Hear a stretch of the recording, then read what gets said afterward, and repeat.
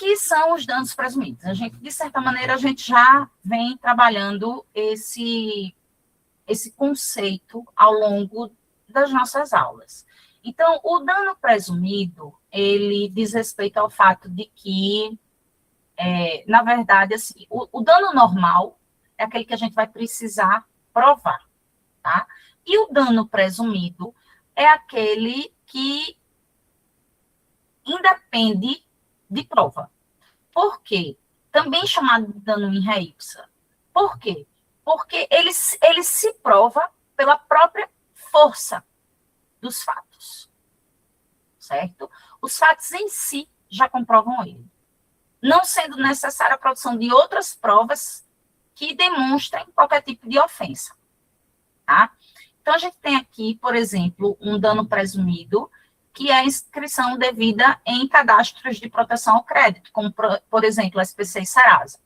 A súmula 385 do STJ estabelece que cabe dano moral da anotação irregular, vírgula, desde que não haja uma anotação pré-existente.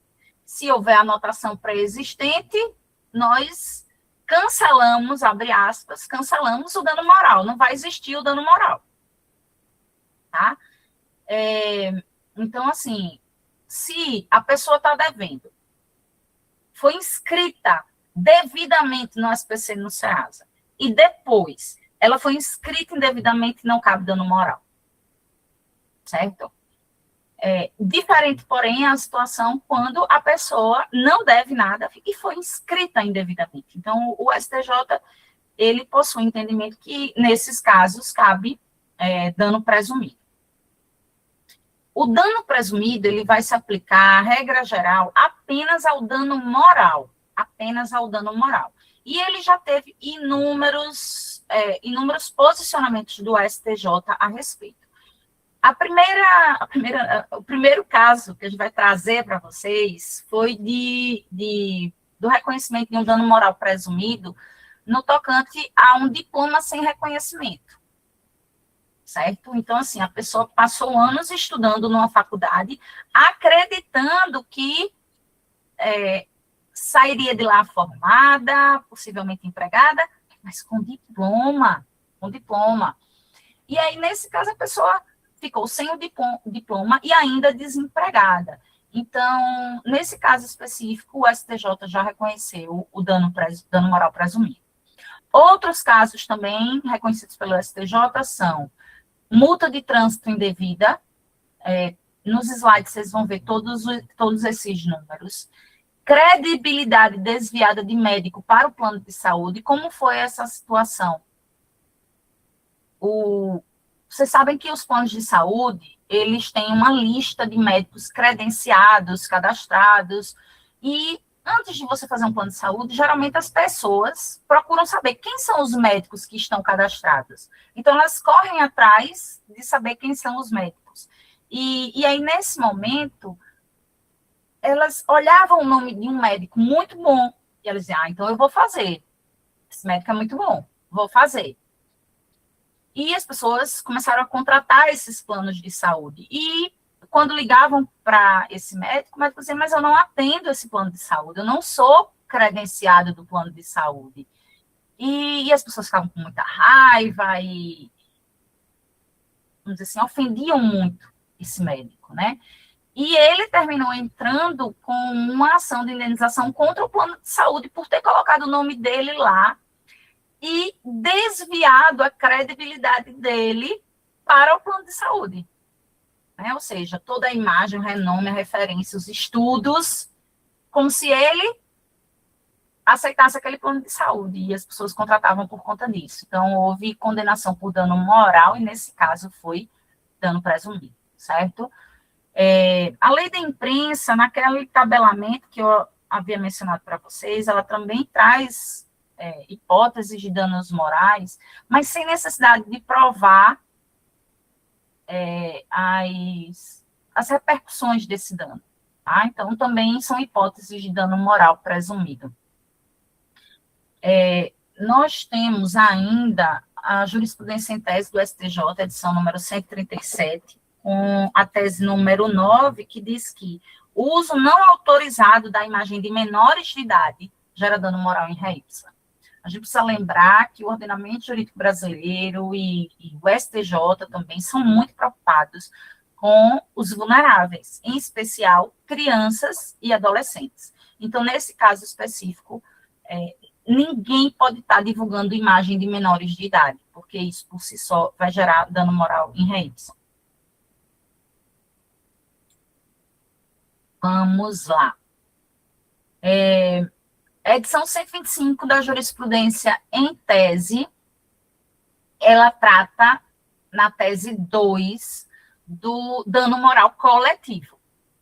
E aí, ele repete aquilo que a gente mencionou, de que é dano moral presumido, né, por ser categoria autônoma de dano relacionado à violação injusta e intolerável de valores fundamentais da coletividade, certo?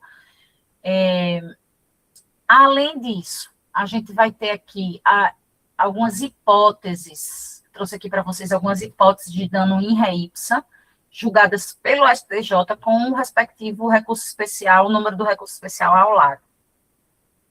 Então, a gente tem dano moral pela contaminação de alimento com corpo estranho,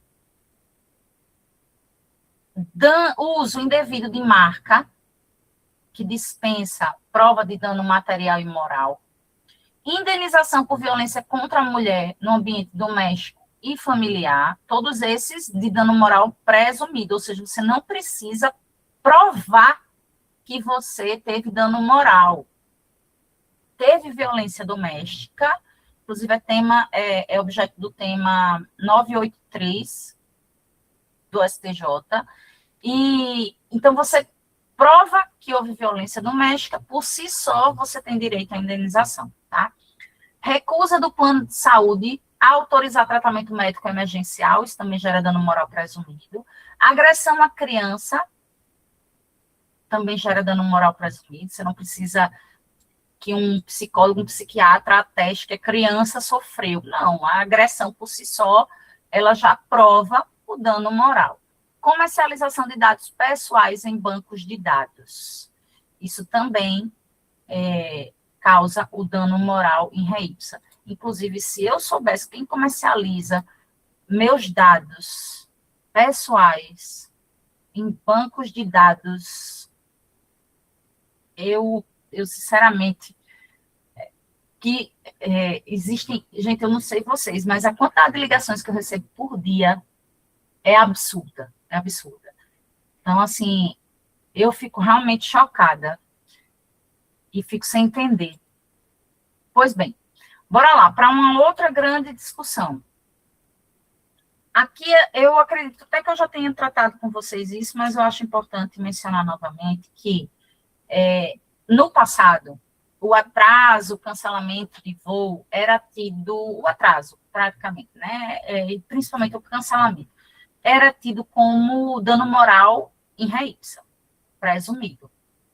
Só que aí vem o informativo 638 do STJ e diz que deixa de ser dano moral in re ipsa esse atraso do voo. Ele não fala de cancelamento, ele fala de atraso do voo, devendo haver comprovação do dano moral.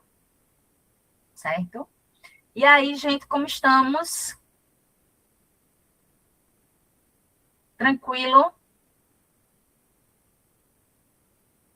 Então, vamos lá. Você. Ótimo, então vamos lá. Agora, com isso, a gente vai encerrar a análise do dano moral e vai começar a análise, vamos dizer assim, abre aspas, das hipóteses de responsabilidade civil, ou seja, como se fosse responsabilidade civil, as espécies de responsabilidade civil.